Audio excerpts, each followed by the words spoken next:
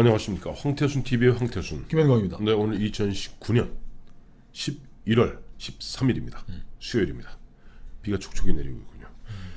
자, 오랜만에 평행이론 한번 들어가 보겠습니다. 참 보면 평행이론하면 아주 까마득한 옛날하고 요즘하고 비교하는데 4년 전과 지금 2019년 즉 2015년과 2019년 4년 사이에 또 데자뷰 현상이 일어나고 있습니다. 글쎄 말이에요. 주인공은 김무성. 주인공은 김무성입니다. 당시 김무성 대표, 지금은 김무성 의원입니다. 그 2015년에 이제 네. 김무성과 문재인 네. 여야 당 대표가 비밀 밀약한 거죠. 그때가 마침 추석이었습니다. 아하. 추석이었고 추석이니까 추석이면 이제 둘이 또 부산 사람이니까 부산 가서 했겠구만. 부산 밀약. 부산 밀약. 그것도 경남 중고등학교 선후배 관계였던 김무성과 문재인 두 양당 대표는 사실 내부적으로 굉장히 골치가 아팠어요. 김무성 대표 같은 경우는 박근혜 대통령하고 사사건건 부닥치고 있었을 때고 기억하시겠습니다마는 그 무렵이면은 유승민 의원이 뭐 얼라 뭐 이래가면서 굉장히 청와대 얼라들 청와대 얼라들하고 뒤틀어져 있는 가운데 김무성 대표는 2015년 그해 8, 9월경에 김무성 대표의 사위 마약 문제가 터졌습니다. 그러니까 정치적으로 굉장히 코너에 몰려 있을 때였습니다. 그러면 문재인 대표의 입장은 어떠했을까요? 문재인 대표도 당 대표 되자마자 있었던 그해 4월의 보궐선거에서 참패합니다. 그때부터 리더십이 흔들리기 시작하는 거예요. 리더십이 흔들리니까 그때 조국 교수 등을 갖다 영입해서 김상곤이죠. 김상곤, 조국 이 두 사람을 혁신위원회를 만들어서 뭔가 곤궁한 지경을 돌파하려고 듭니다. 그런 상태에서 당시 호남의 박지원 의원 등 이 호남 세력들, 정확히 하면 DJ 세력들이죠. DJ 세력들이 등에 업은 게 안철수 의원이었습니다. 그 당시 당 이름은 새정치민주연합이었어요. 그래서 진짜 참 그 엊그제 일인데도 4년 전 한 옛날 같은 4년 전 그때 기억 안 나세요? 2015년 5월에 그때 그 유명한 유승희 의원의 뭐 연분홍 봄바람에 휘날리더라 하고 최고위원은 노래 봄날은 간다 노래 부르고 있고 거기에서 정청래하고 주승용은 충돌해서 박차고 나가고 추미애는 먼 산 바라보고 그것이 2015년 5월의 새정치민주연합의 모습이었습니다. 그 사람들이 지금은 다시 기세를 잡고 네. 박근혜를 탄핵하고 감옥 보내고 집권을 했다. 지금은 집권한 정도 집권한 이후에는 거의 하늘나라에서 백마 타고 온 천사인 양 자기 자신들에게는 한 점의 티끌도 없는 양 그야말로 국민들을 핍박하고 그때 근데 길어졌는데 김무성 문재인이가 무슨 합의를 냈었습니까? 이 얘기하다 보니 길이 좀 부산 옆으로 삼천포로 빠졌네요. 삼천포 사람 제일 싫어합니다 그 얘기. 사천입니다 요즘은. 뭘 합의했냐니까 김무성은 끊임없이 박근혜 대통령한테 도전한 것이 뭐냐니까 이번 국민경선제 오픈 프라이머리를 하겠다 그런 거였어요. 상향식 공천. 상향. 그 양반 이제 주된 용어로는 이제 상향식 공천인 것이죠. 그때 처음에 오픈 프라이머리라는 표현을 썼습니다. 아니 오픈 프라이머리가 네. 상향식 공천이라는 게 지구당 당협위원회에다가 그 국회의원 후보 지역 지구당 아니면 시장 군수 공천권을 당원들에게 돌려주겠다. 김무성 씨의 그게 지론이죠. 그걸 하기 위해서 여론조사 이런 것도 좀 약하고 오픈 프라이머리로 가야 된다. 미국처럼 오픈 프라이머리를 가겠다. 근데 오픈 프라이머리는 당원에게만 하는 경우도 있고 비당원까지 다 참여하는 국민적인 오픈 프라이머리가 있는데 어찌됐든 간에 그게 곤란하면은 안심번호 여론조사 안심번호 공천제를 하자라고 이제 합의를 한 거죠. 이제 그거 뭐냐니까 이제 안심번호라는 것은 그때 김무성 씨는 이제 국민 공천제 오픈 프라이머리를 갖다 강하게 주장하고 있었고 민주당 새정치민주연합의 문재인 대표는 그 당시 당이 보면은 호남세가 막강했거든요. 그러니까 그 기득권을 깨기 위해서 여론조사로 공천을 결정하자. 그래서 여론조사하면 여론조사가 못 믿으니까 그러면 중앙선관위에서 안심번호를 갖다 생성해서 안심번호로 여론조사하면 믿을 거 아니냐라고 해서 김무성은 상향식 공천 청와대 배제를 위해서 청와대 배제, 즉 박근혜 배제를 위해서 오픈 프라이머리를 갖다가 내밀었고 문재인은 호남세, 박지원을 비롯한 안철수를 비롯한 호남세를 꺾기 위해서 여론조사에 안심번호를 해서 둘이서 밀약을 한 거예요. 그렇죠. 그래서 그걸 갖다 야 이거 갖고 말이야 우리가 이제 각자 당에 돌아가서 그다음에 이거 각자 당에 돌아가서 이것을 바탕으로 공직선거법을 개정하자라고 밀약을 했는데 문제는 그때 박근혜 대통령이 국내에 없었습니다. 이게 문재인으로서는 네. 무대는 가서 청와대하고 부딪힐 테니까 네. 한번 싸워보라고 그냥 발로 뒤로 한번 걷어차버린 건데 가서 싸워봐라. 그리고 그 이후에 김종인 비대위에 넘어왔을 때 네. 여론조사로 갔습니까? 말은 좋아서 뭐 여론조사를 공정하게 할 수 있는 안심번호 뭐 하자 이렇게 얘기를 했는데 네. 문재인으로서는 야 무대 너 가서 돼지게 싸워가지고 분열의 아이콘으로서 한번 또 박근혜하고 한번 아니 박 대통령이 받아들일 리가 없잖아. 내 당인데 내가 지금 얘기 말하면 지금 무대도 얘기하잖아요. 네. 뭐 대선 주자들은 전략 어디 뭐 수도권 같은 데 가서 싸우고 이게 전략 공천이란 말이에요. 네. 그럼 뭐 자기가 지금까지 주장한 게 뭐 상향식 공천이고 네. 오픈 프라이머리 뭐 그런 얘기 하지 말아야지. 왜 중앙당이 결심을 해가지고서 뭐 3선 이상은 뭐 나가지 말고 뭐 험지에 나가고 대선 주자들은 뭐 수도권에 나가라 이런 자기적인 얘기를 자기의 트레이드 마크가 상향식 공천인데 그런 얘기 하면 안 되지. 그러고 보니까 문재인 대통령 닮았네요. 왜요? 그러니까 말 따로 생각 따로 다 따른 거예요. 자, 이게 아까 굉장히 중요한 포인트가 뭐였냐니까 문재인 당시 대표로 봐서는 김무성 씨가 자기 욕심이 가득 차갖고 그와 같은 걸 내미는 걸 그런 걸 갖다가 불감청 고소원이라고 그러죠. 그때 우리 삼국지 연의에 보면 2호 경식지계라는 게 있습니다. 두 마리의 호랑이를 싸움 붙여서 두 마리가 죽기 살기로 싸워 붙으면은 한 놈은 죽고 한 놈은 만신창이가 될 거 아니에요? 그렇죠. 그때 만신창이 된 놈은 달랑 들고 나오면 됩니다.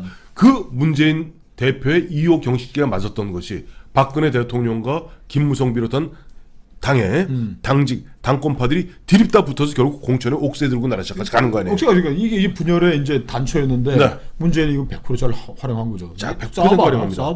싸워가지고 야당은 문재인 당은 지가 이제 오늘 좀 지분을 가지고 해보려고 그러는데 좀 방해해야 되니까 이걸 하는 방안이 있었겠지만 니네 무성인 형님 당에 오너 이건희는 박근혜인데 박근혜한테 가가지고 너 지분 행사하지 마. 그럼 박근혜 좋다고 그래 민주주의를 위해서 내가 지분 행사 안 하겠다 그러겠다. 그러니까 뻔히 보이는데 무대는 또 자기는 또 뭐 이렇게 명분을 갖춰가지고 한번 해보려고 야당을 끌어들였지만 결과적으로 보면은 문재인이의 그 이간책에 이용당하는 거죠. 그렇죠. 근데 왜 부산에서 그것도 몰래 딱 수행원 한 명씩만 데리고 호텔에서 만나 쏘곤쏘곤 했던 거 아니에요. 그 전 전당대회에서 박근혜가 밀었던 서청원을 이제 꺾고 무대가 됐으니까 욕심이 너무 많이 생긴 거지. 그리고 그 당의 지분 구조에 대해서 깔아 뭉개는 거지. 야, 내가 뭐 당대표 뽑혔는데. 당대표 뽑히면 당은 내 마음대로 하는 거지. 박근혜 네가 왜 자꾸 하려고 그래. 너희는 정치나 잘해. 국정 운영이나 잘하고 이 당은 내가 알아서 할 테니까 우린 다 상향식 공천이야. 알지 다.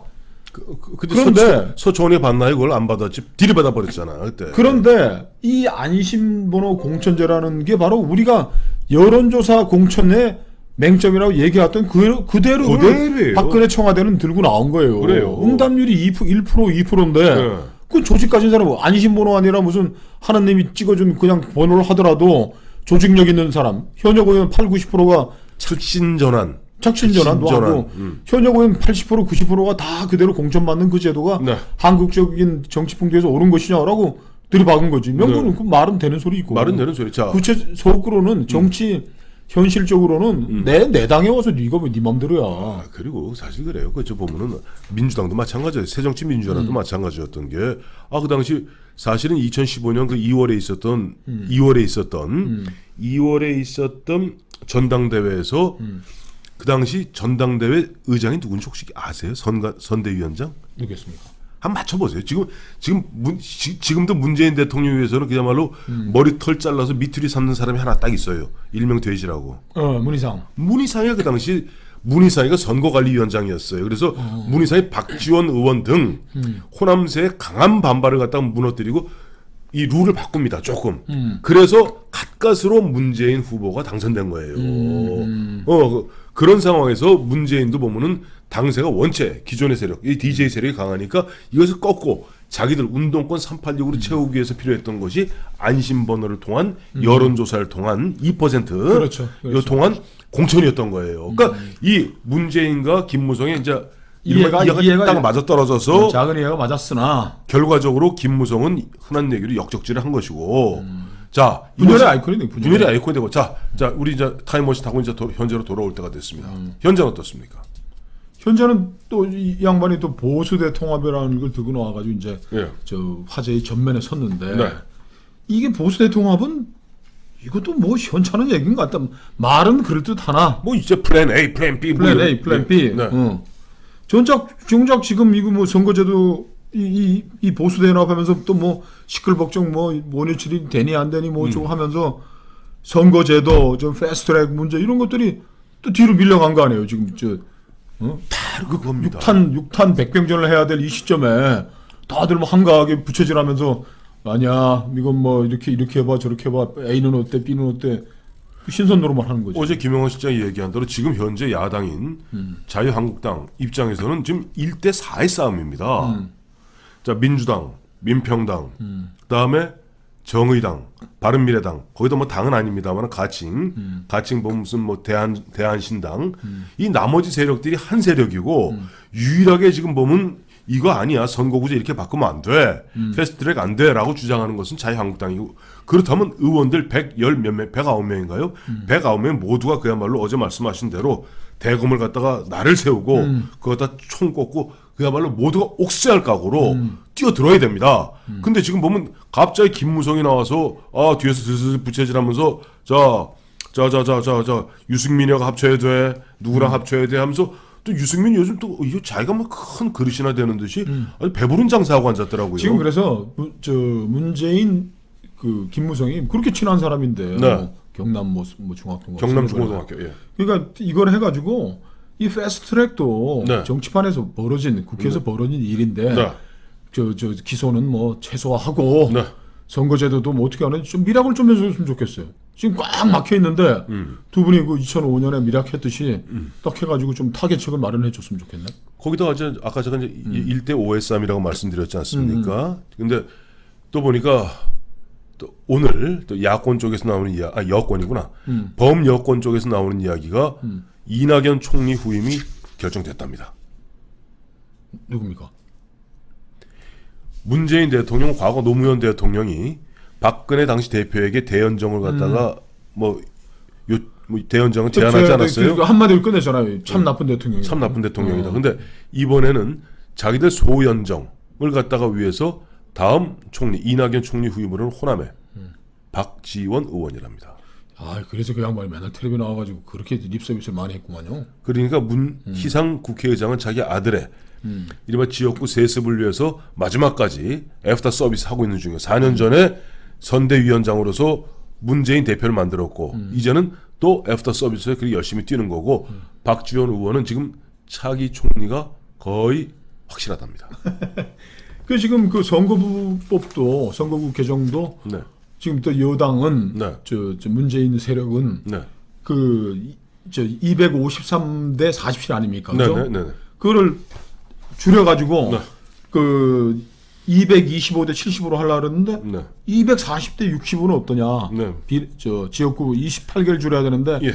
15개 살리고 13개 줄여가지고 하자고 지금 이거 지금 또 계속 이제 패스트로 이제 밀어붙일 준비 태세를 하고 있는데 네. 김무성 씨는 그것도 무슨 무슨 대통합을 해야 된다 뭐 그렇게 하려면 네. 옛날 뭐 3당에도 합당 때처럼 딱 결정을 내가지고 합의해가지고 손을 들고 발표를 해야지 되지도 않은 익지도 않은 걸 그냥 꺼내가지고서 뭐 하자 말자 그걸 또 하면 그건 적전 분열 아닌가 이거 그때나 똑같이 그때 똑같아요. 그때와 같이 적전 분열시키고 이야말로 이 군사들 이 장수들의 뭐 이른바 투쟁 의지를 갖다 꺾어버리는 거죠. 지금 다 같이 딴 생각하기 시작하고 이제 내부적으로 이제 서로 이제 물고 뜯고 싸우는 거죠. 그렇죠.